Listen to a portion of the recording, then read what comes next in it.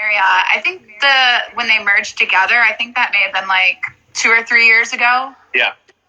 So yeah, I never did the Starwood. Ma interessa se ci si fa te. Okay, so you didn't go through the hassle of being undervalued and your points being moved over and this and that. No.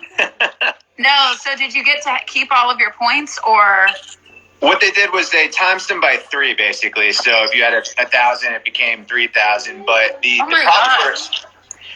problem for like the Starwood people was it didn't quite add up, and not everything was the same. Like for instance, every Starwood stay, they would give you 500 bonus points, and Marriott does that, but it's not the same as it should be 1,500. So you used to get free points just by staying.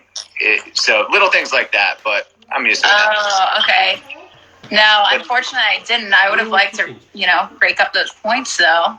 Totally. But the benefits are great. The suite nights are great. And, if they don't stop raising all the redemption values, it'd be pretty cool, too, especially for the top properties, How many points do you have, if you don't mind me asking? I got about 1.5 million.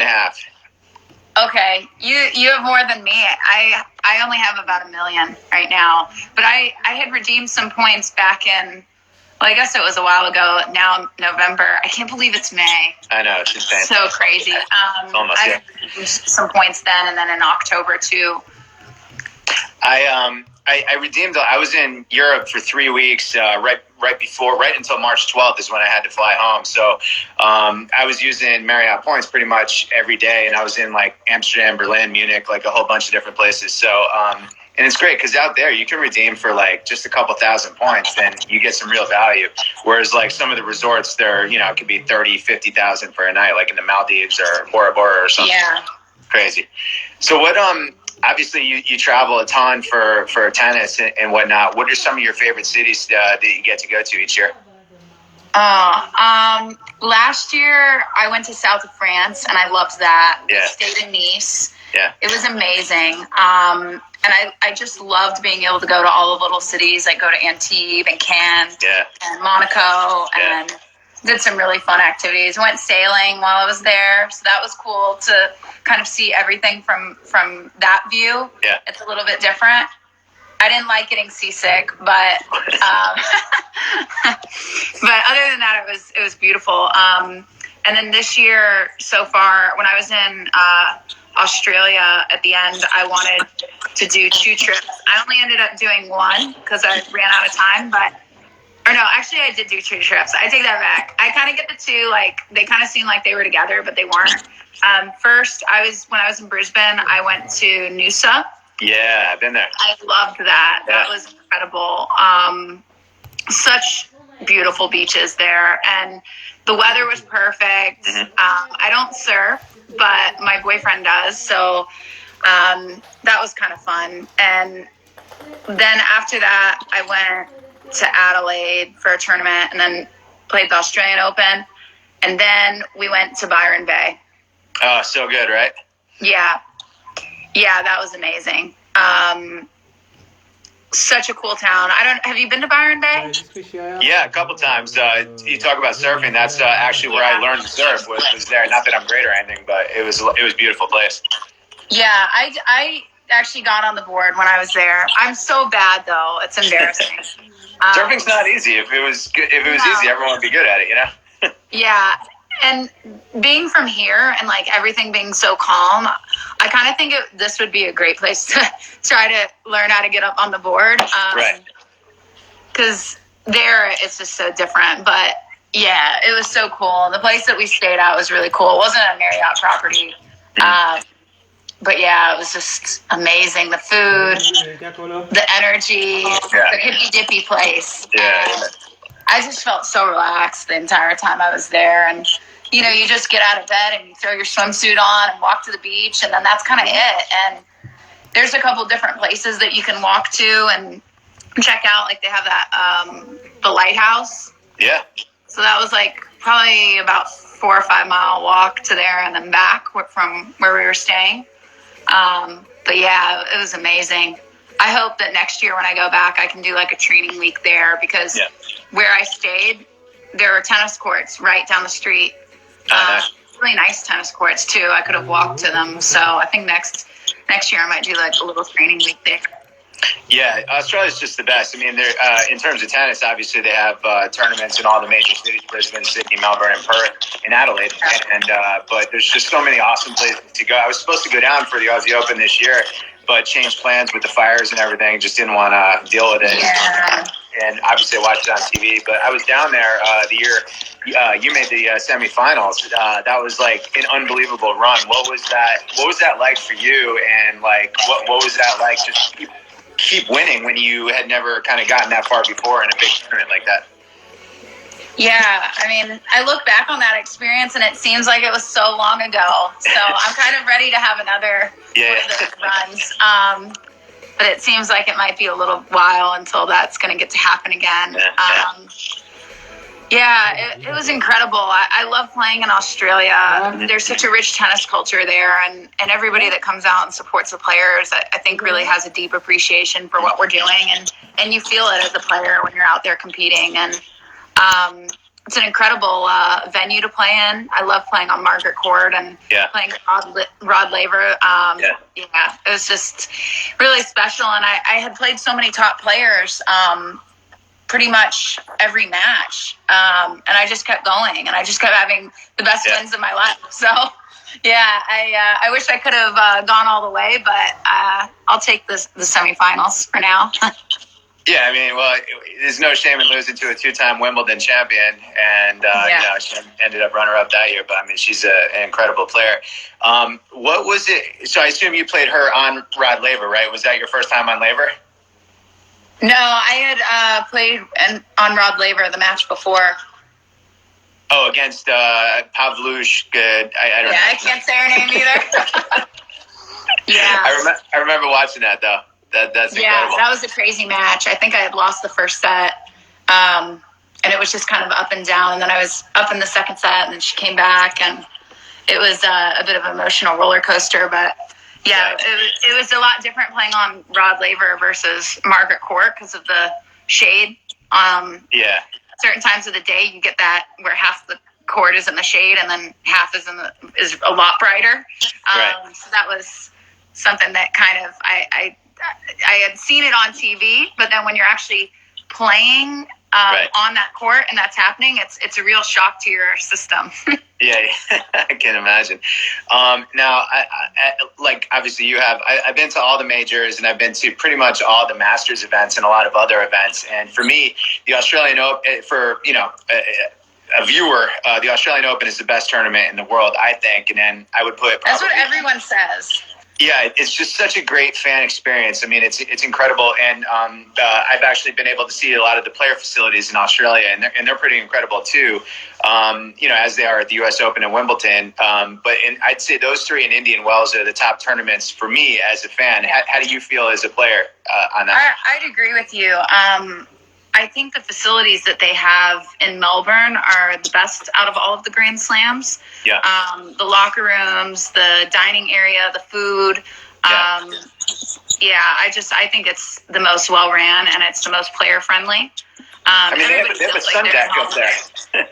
There's so much space. Like at Wimbledon, it's so much smaller. And sometimes on those first couple days, you feel like you can't really move, and everyone's kind of pushed in there together. But I feel like in Melbourne, if there's a rain delay and you've got hundreds of players and coaches waiting to go on for matches, there's plenty of space that people can go to where you don't feel overwhelmed. Yeah.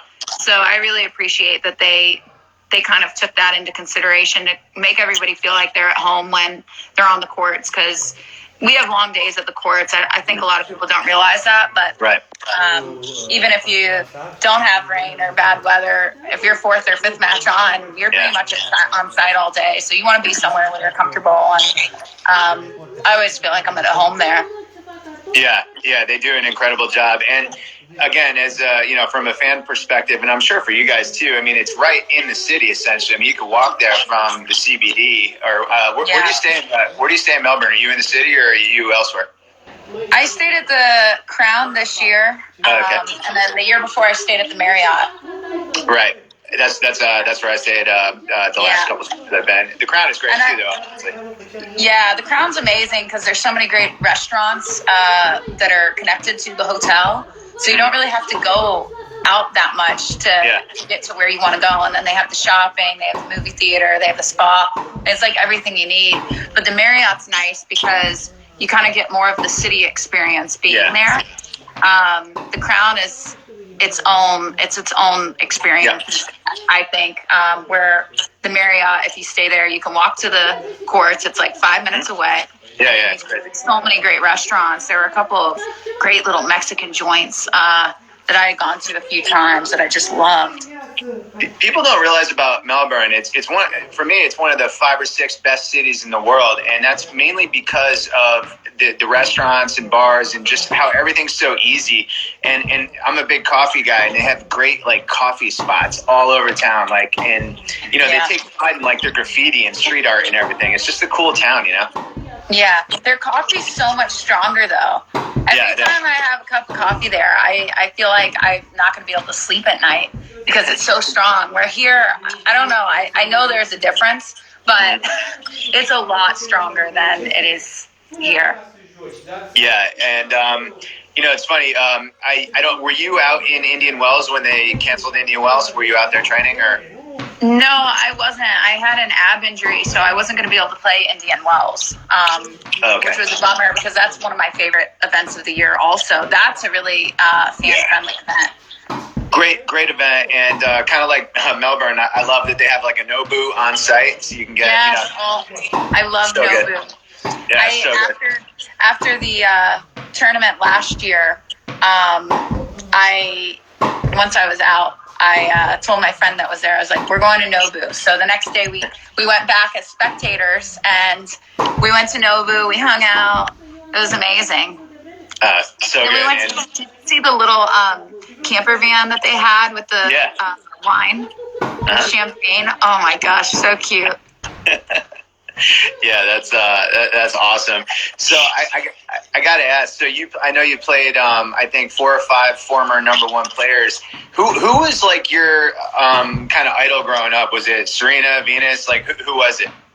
I watched so much tennis. Like I had the Tennis Channel, and I don't know if there was one person in particular that I really liked, but I mean I just watched so many people. I mean, I obviously remember watching the Williams sisters playing so many times and playing in finals. Yep. Seems like every Grand Slam. But, I grew up watching Sharapova and Kornikova and Hingis. And I was talking to my coach the other day about Elena Dementieva. Yeah, I remember her. Yeah, and I remember watching Elena Dokic and... Yeah, so many. I mean, so I don't really know if there's one particular person that I really idolize, but I think there's something to learn about everyone's game, and I think I'm kind of looked up to people in different ways for different things that they did well, but I feel like I could learn from anybody, and I really admired all of the top players. That's good to hear. How, I guess, helpful or friendly are they toward you guys, like the younger kind of American players? Because there's a bunch of you guys that are like really good, kind of knocking on the door there. Do they reach out to you? If you reach out to them, are they receptive, or are they kind of like standoffish toward you guys? I think it just depends on the person. I mean, I think with tennis being an individual sport, you kind of have that natural part that you're really just to yourself. So I don't know. I haven't really gotten to know a lot of the players that I looked up to. So I'm not really sure, to be honest. But I see them around, and they seem like really nice people. I don't know. Yeah, no, I hear you. Are you friendly with some of the other American girls like Sloane and Taylor and Madison and like girls who are around your age? Yeah. I think all of us, we've known each other for so long. Like Madison and I used to play the same tournaments. Like we would go to the national opens and see each other. And Madison and I used to write mail to each other. We'd send each other little cards, and one time I remember she was in Kentucky and she knew that I really liked horses. So she got me this little bracelet that had a horse on it. That's nice. Yeah. So, and Sloan too, like I remember Sloan in the 10 and unders and 12 and unders, and her mom was always so nice, and she would spend time talking to my parents, and Taylor Townsend, we played a lot of the same tournaments as well. So really I've known all of the American girls, since I was a kid. And everyone's really friendly and supportive. I feel like whenever any of us have good results, we all support each other and root each other on. And I think there's a lot of camaraderie between the Americans. That's good to hear because, like you said, tennis is an individual sport, and you know how people can get with that type of stuff. What was it like for you this year? Because in one of the warm-up tournaments, I forget if it was Brisbane or Adelaide, you beat Sophia Kenin, who went on to win Australia. That must have been pretty cool for you to be like, I just beat her, and then she won Australia. That and you probably know her. Yeah, I mean, we've played a couple of times. We've been on 2 Fed Cup teams together, and even before that, we were playing a lot of the USTA Pro Circuit events. So we would see each other every week, and it's cool to, see her, all of the hard work that she's put in and to have it pay off. And it's just incredible to see another American be able to take home such a big title. I wish it would have been me, but I can't be happier for her. It takes so much hard work and so much perseverance. And from the time she was little, she's been kind of an up-and-coming prodigy, and she's done so well, and I'm just really happy for her and her family.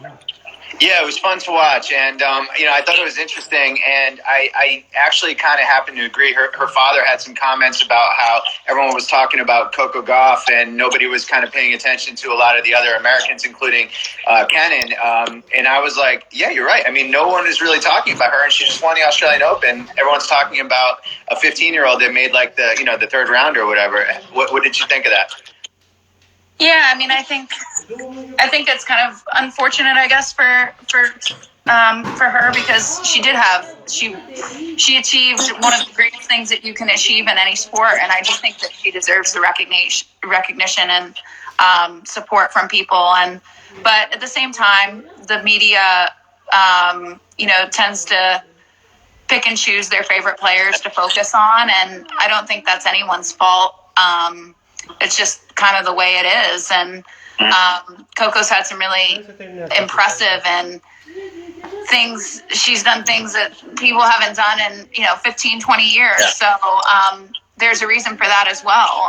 She also is very talented and an up-and-coming player. And so I kind of see it from both sides. But, I mean, there's nothing you can really do. I think they should just probably just focus on that Grand Slam trophy and be happy about it. Yeah, I agree with you. I was at Wimbledon and saw her beat Venus at Wimbledon. I guess it was last year. It was pretty awesome. And you've beaten Venus twice, and you played her twice, right? That must have been like a huge thrill. I mean, she's a legend. Yeah. It was weird being on the other side of the net from Venus. Yeah. I grew up watching so many of her matches, and then to finally be playing against her, it's almost a surreal experience. And to do it twice was a really big achievement for me. Yeah. I can't even imagine. I've been fortunate to I met Venus a few times. We have a common friend, and she's like the nicest girl in the world. And but when she plays, she's such a competitor, and that must have been so cool. And like growing up, like watching her, and obviously Serena as well. Have you played Serena? I have not played Serena, not yet. Yeah, she's, obviously a legend too. It was so fun watching them. And they kind of took over, there was like a little bit of a void after Martina and Chrissy. And then there was like Hingis and Capriati and then Davenport. But then the Williams sisters just kind of took over. And I think, at least from a viewer perspective, we're kind of waiting for the next kind of rivalry to happen. Like there's so many girls who are really good, but no one's kind of taken the throne, like Halep, she's number one, but then she loses in the first round. Or Muguruza will, win Wimbledon and then like lose in the first round.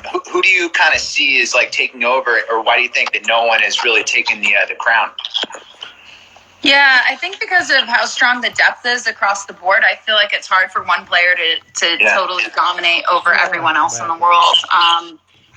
And again, I just think the depth is so strong. Like, you see consistently from tournament to tournament, somebody outside of the top 100 beating somebody that's in the top 10.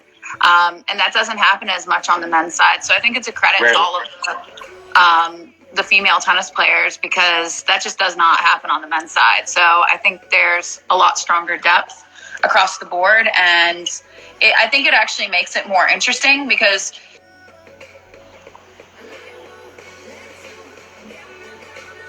through and I had to decline it. Oh, okay.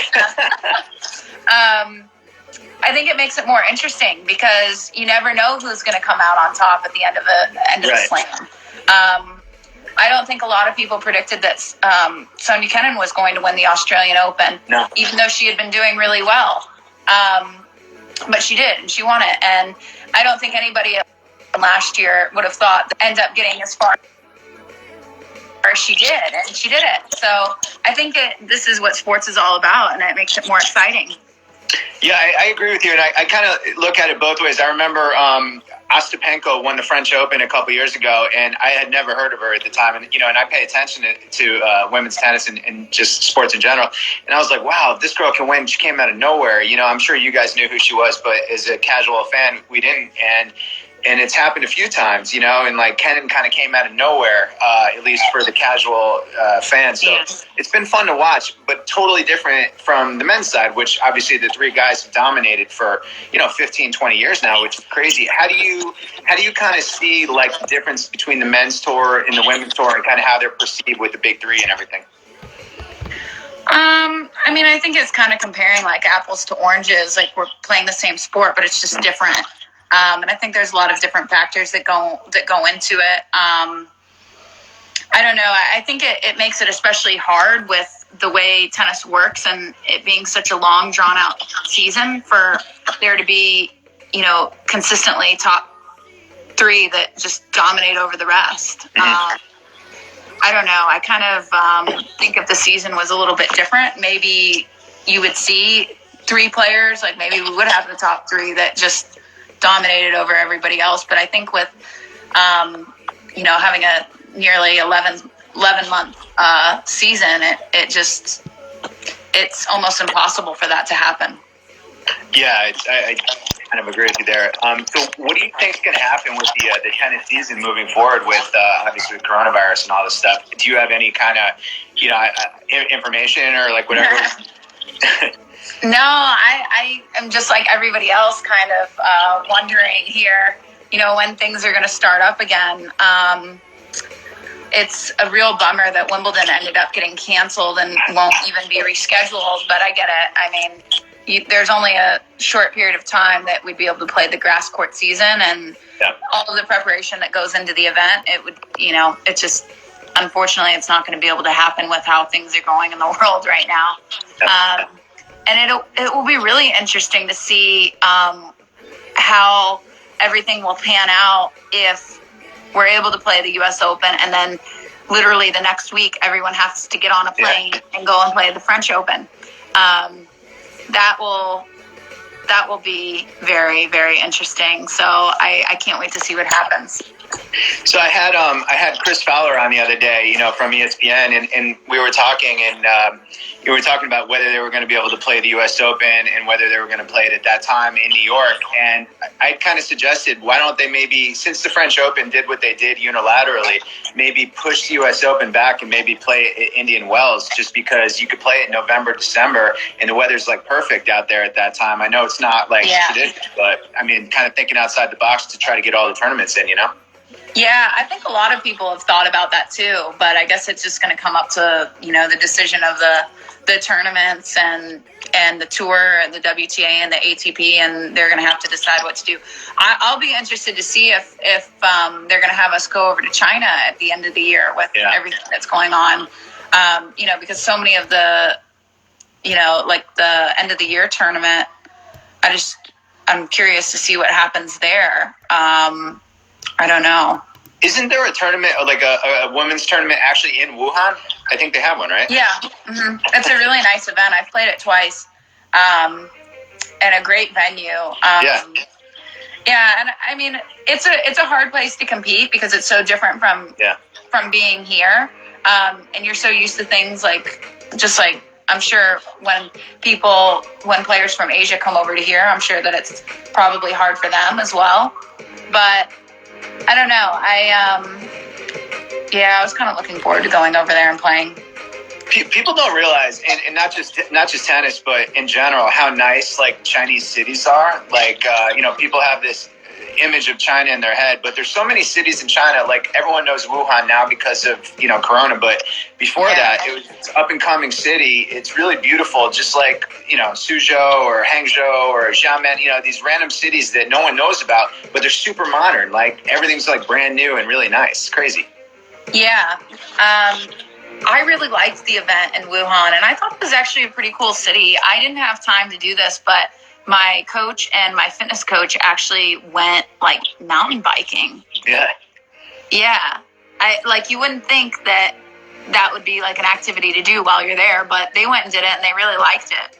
I haven't really honestly been there long enough to get to do a lot of sightseeing when I'm there, because it seems like every year that I've gone to China, I haven't done very well. Like I've lost first round or second rounds and then have to get home. So I would like to be able to see some more things while I'm there. And I would like to do the Great Wall. Every time it's been on my list, but last year it was a little bit, it was bad weather the last 2 days I was there. So unfortunately it wasn't a good day to do it. And guys, we're going to get to your questions. I've seen a million questions on the bottom and just chatting. So you brought up like kind of, losing quickly and stuff like that. So with regards to cost, obviously it's expensive in tennis because you got to travel, stay in hotels, you got to pay coach, trainer, that type of thing. How does it work? Do you have the U.S. Tennis Federation or whatever? Do they supplement you, or is everything out of your pocket? Like, how's that work for you guys? Yeah, the WTA doesn't really do much. Quite frankly, they don't really offer much or any financial support. So it's interesting compared to other sports because most sports have a federation that actually contributes financially to their athletes. And I think it's been a big controversy that a lot of people don't talk about publicly. I think in the future that's something that should change. Because there is, especially during the time when you're trying to get into the top 100, you're not making as much as you're spending. And the financial stresses that come along with that, unless you have a private sponsor or somebody that's helping you, it's hard to be in a position where you feel comfortable. And it's also hard for players to be able to treat their careers like a true professional. I feel like tennis is one of the only sports where you've got players going to a tournament literally by themselves without a coach or a hitting partner or a family member or anything. There are countless players that I know and have seen where they go consistently without having anybody on the road with them. I think at this level in the top 100, it's a bit different because everybody's at a point in their career where they're able to afford to have somebody with them full time. But it is stressful. And I think that was one of the biggest adjustments I had to make from going from playing for a college team where everything was organized for me. Our travel was free. We had a school that was paying for it, an organization that looked after us, coaches that looked after us, physio that looked after us. You don't have all of those luxuries when you're playing individually, and the first couple of years it was hard for me because I was always able to have a coach, but I wasn't able to I have a fitness coach or a physio. Now I've gotten to the point where I can have one on the road with me, which has been a really big game changer because when you are traveling 4 or 5 weeks at a time and you're not able to get treatment for an injury that you might have, or you're not able to keep up with your fitness because you don't have a consistent program that you do or somebody to help you, it's hard to be the best that you can be.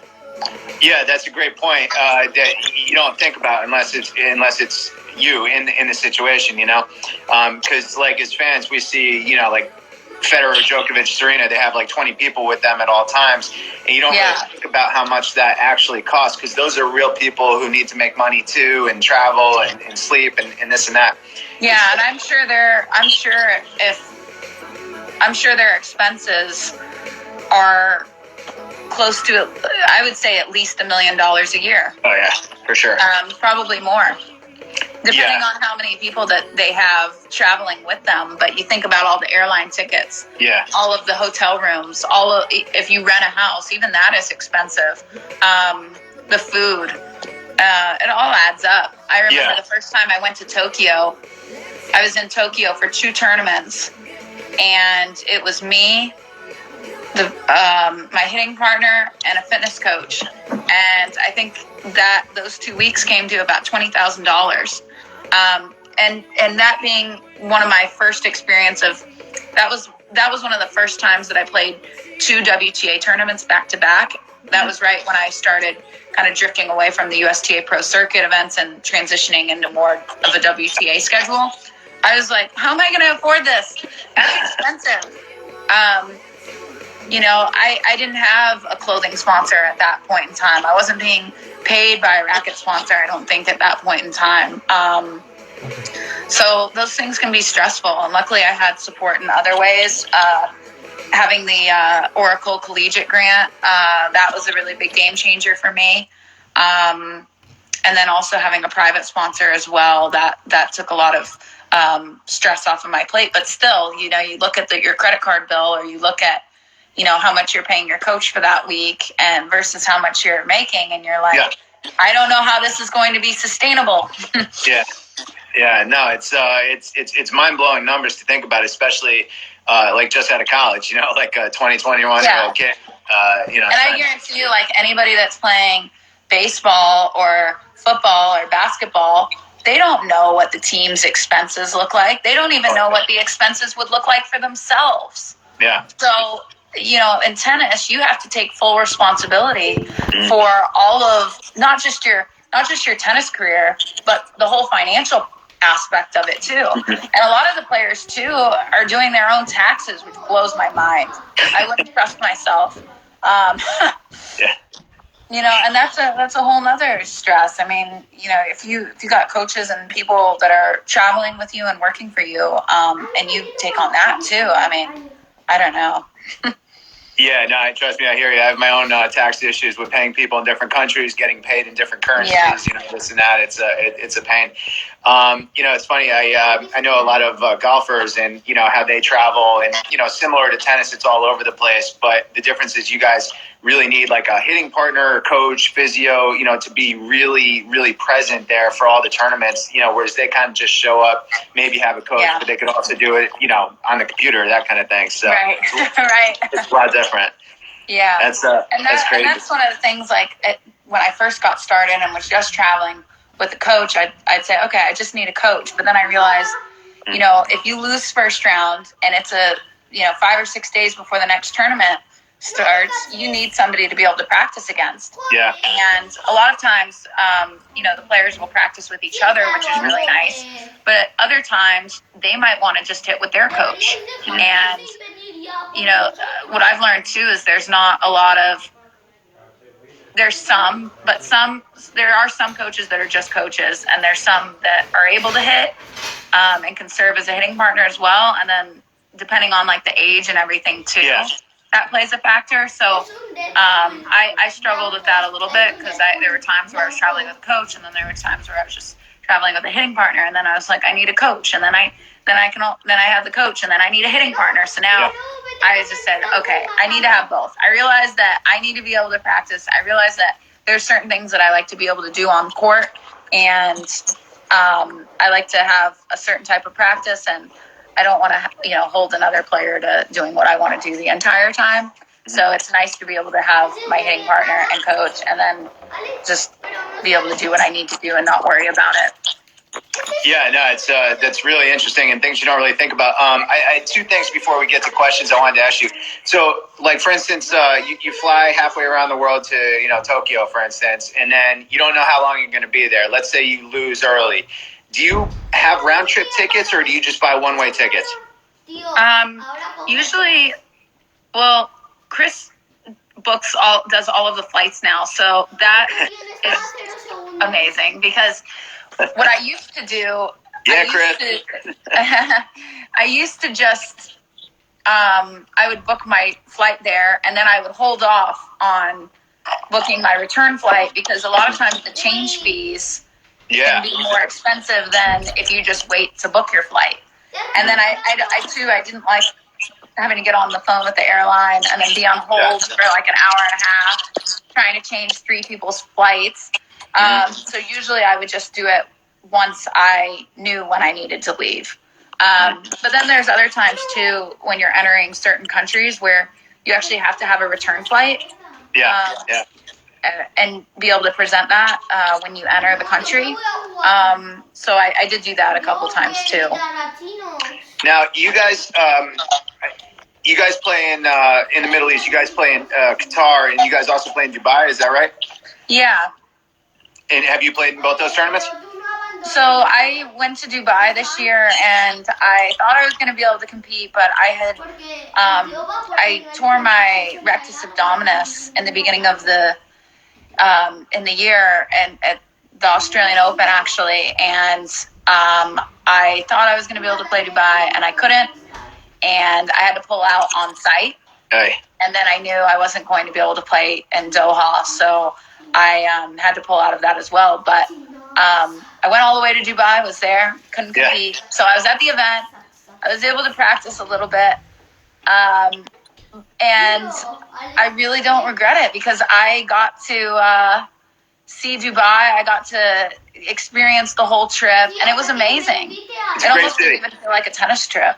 Yeah, Dubai is, for those who haven't been there, it's one of my favorite places. I feel like you could live in, I know Federer lives in Dubai, basically. You could, live there. They have everything you need. I could live there. Everything is really nice. Yeah, I could live there. It is so nice. And they have the most amazing restaurants, too. Oh, good, yeah. Yeah. I think it's actually comparable to, New York City. I think New York has some of the best food in the world because it's such an eclectic mix and it's a melting pot. Mm-hmm. And I feel like Dubai is the same way. I always say this, Dubai's kind of like New York in terms of it has everything you need. And it's kind of like Las Vegas with weather, just without the casinos and the real trashy factor. It's just a nice place. Yeah. You know? It's nice. So yeah, I'm not crazy about Las Vegas either. Yeah.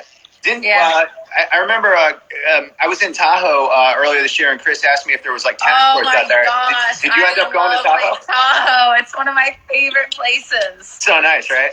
Yeah, it is so nice. I went in the summer last year because I was in Vegas for World Team Tennis, and then I got a flight from Vegas into there's not an airport in Tahoe, but whatever's outside of that. And drove to Tahoe, and it was unbelievable. It's one of my favorite places. Yeah. It really is. And that was after my trip to south of France, and it almost didn't feel real. Being on the lake there and the water being so blue and placid. I mean, it was just amazing. It was one of the best weeks of my life. And doing the hiking and the trails, I could live there for sure. Yeah, Tahoe is amazing. One of my good friends actually lives there. I was out there for the celebrity golf tournament, and I got to see all these amazing people. I'll go. So good, right?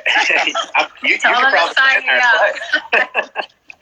So before we get to questions, and everybody, we're going to have questions in a couple minutes. I just wanted to ask you one other thing. So you're one of the most successful college tennis players of all time, which is pretty cool. You won 2 national championships. I don't know how many people have ever done that, but what was kind of your thought process of going to college versus going pro? Because I know, it's half people do that, half people just go pro. What was your kind of process?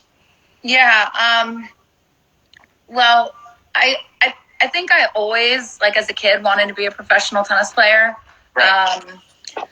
But when you get older, reality sinks in. And not everyone's like Coco Gauff. Right. Not everybody is this amazing athlete and develops so quickly into their game. And I just wasn't ready to go to that level. I kind of needed another stepping stone to get me where I am now.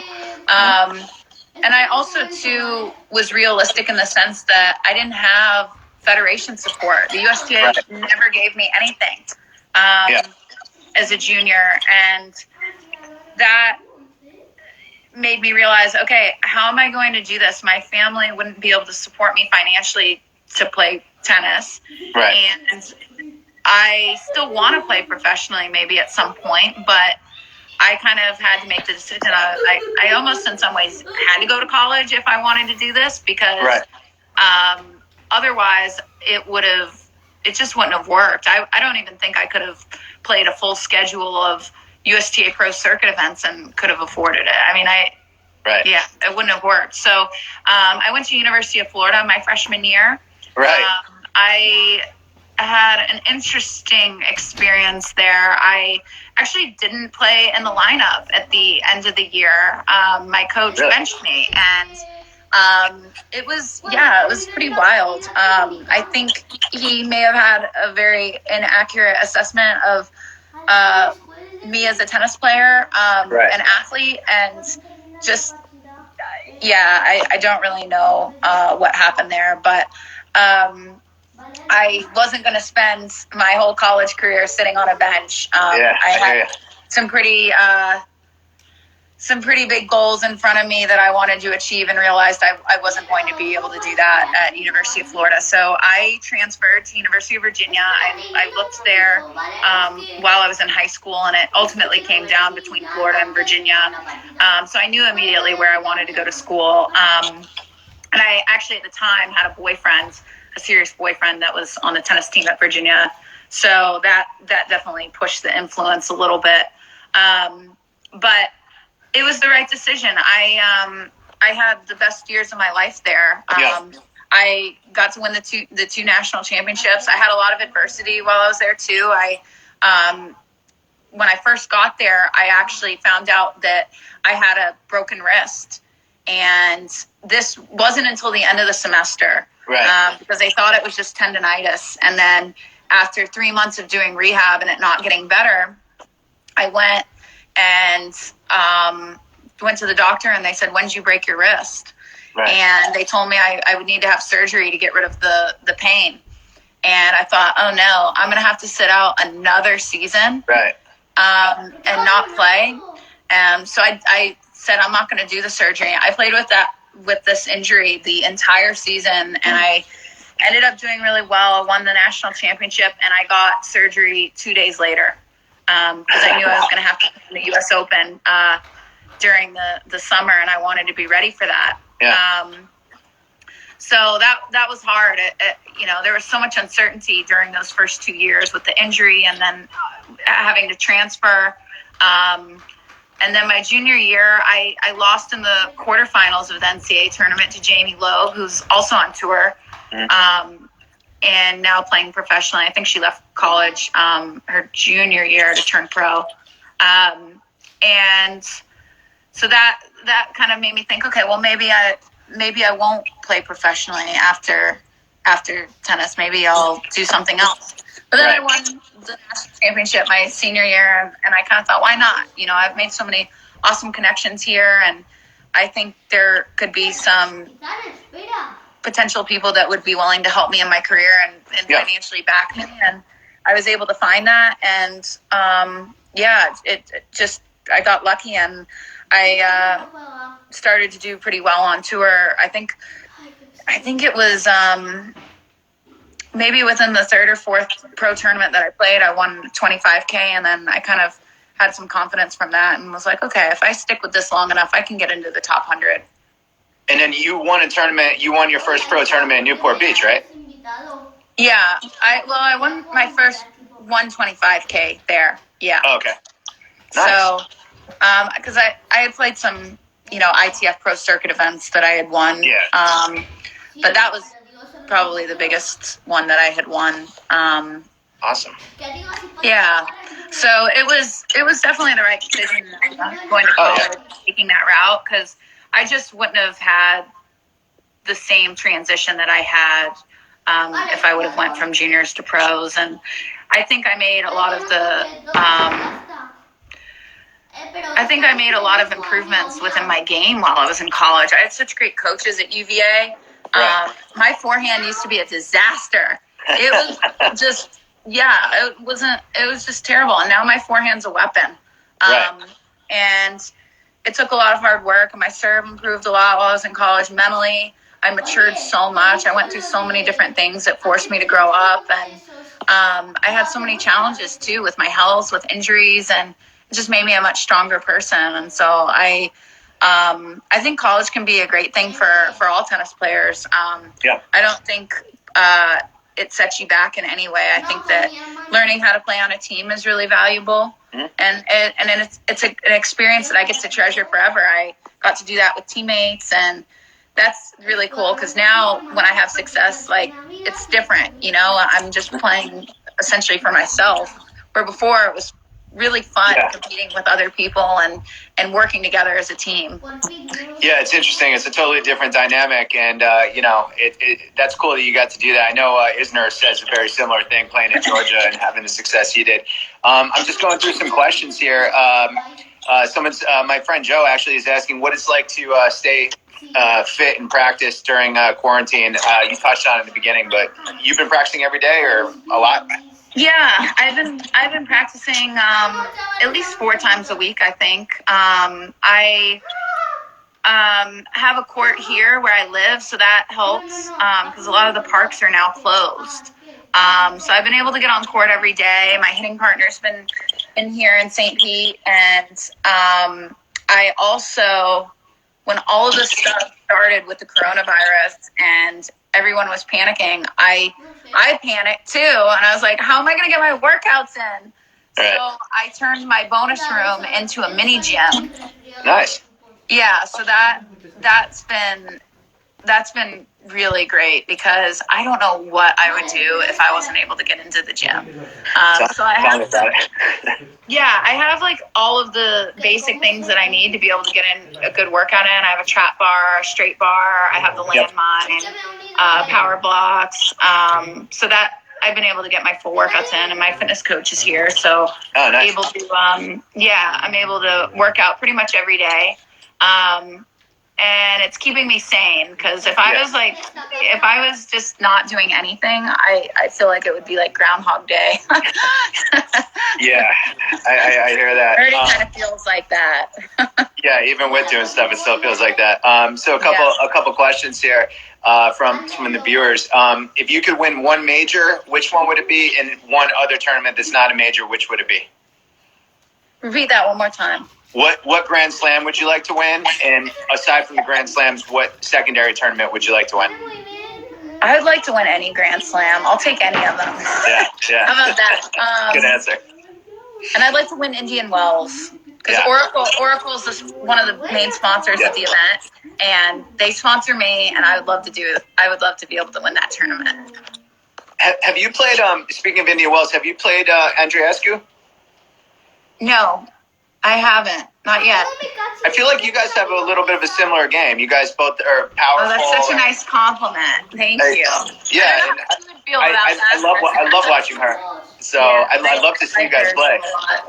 Yeah, she's incredible. Such a great athlete and so versatile. Really fun to watch. Yeah, I hope she can stay healthy. She's a lot of fun to watch, and I love her intensity, the attitude. She's got that chip on her shoulder. Yeah, spunky. Fun to watch. Yeah, spunky. There you go. Someone's asking you if you weren't a tennis player, what would your profession be? I think about that sometimes, and I don't know. I feel like I could do so many things. Sometimes I'm like, I'll be a jewelry designer. Yeah. I feel like I could be an architect too. I don't know. I feel like I could do just about anything besides like being a doctor. I definitely could do that. I don't know. I really don't know because I love my career and I plan on doing this for a while. So I'm just not sure. I don't know. Oh, it's hard. I mean, listen, make as much money as you can, play tennis as long as you can. There's a few better ways to make a living than that. God. Yeah. I mean, I love jewelry. I have a passion for art. I like anything with design, really. So I think eventually I'm going to have my own full-fledged jewelry line, and that'll be a lot of fun. Yeah. Very And cool. I'm going to do that along with my tennis. So Yeah. double whammy.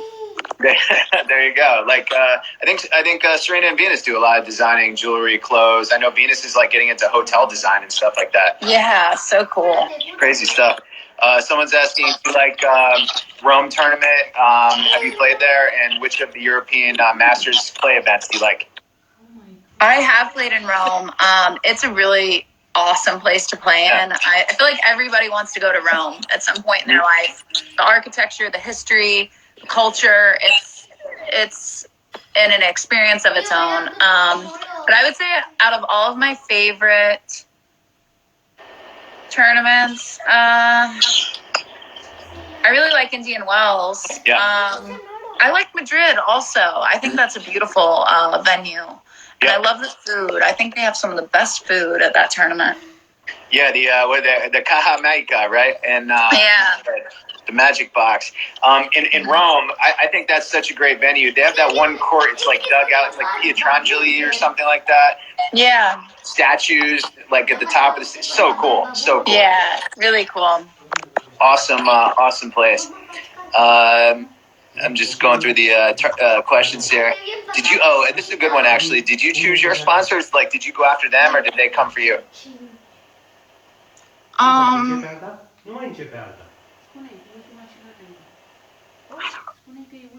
feel like it was pretty mutual. Yeah.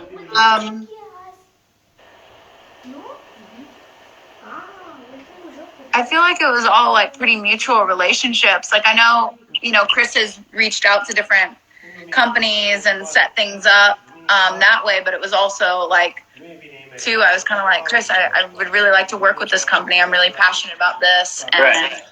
so I feel like it's all been pretty mutual. Yeah. Or I've just like developed relationships too, or friendships with people that have worked for the company, and then it's kind of naturally come about. Right. Were you, someone's asking about Wozniacki. Were you friends with her? Like, did you ever get to play her before she retired? Yeah, we played 3 times. She beat me twice, and then the other time, but she second set, so I don't really Okay. know if that I don't Counts. It counts. the win. But yeah, we played a couple of times. Very cool. She seems like a nice person. I mean, at least I've never met her, but she seems nice. Yeah, she's very nice. Always really friendly and talkative. Yeah. I remember she made the U.S. Open final one year and then like did the interview in like 6 different languages or something. It's crazy. Yeah. I think like being from Europe and just being exposed to so many different cultures, I think that's the coolest thing when people can speak so many different languages. I feel so dumb that I can only speak English. So I just got Rosetta Stone, and I'm going to brush up on some of that Spanish that I learned in college, and hopefully learn another new language along with that. Okay, we have a minute and 15 left before Instagram kicks us off. So I'm going to ask you one last question. But before I do, I just want to say thank you to everyone for watching. Danielle, this has been awesome. So much fun. Thank you so much. Yeah, thank you for having me. And my last question before you go is, with the Miami tournament, what did you think of them moving it into a football stadium? I thought it was really creative. I liked the other venue. I thought it was really nice. It was a little bit hard to get to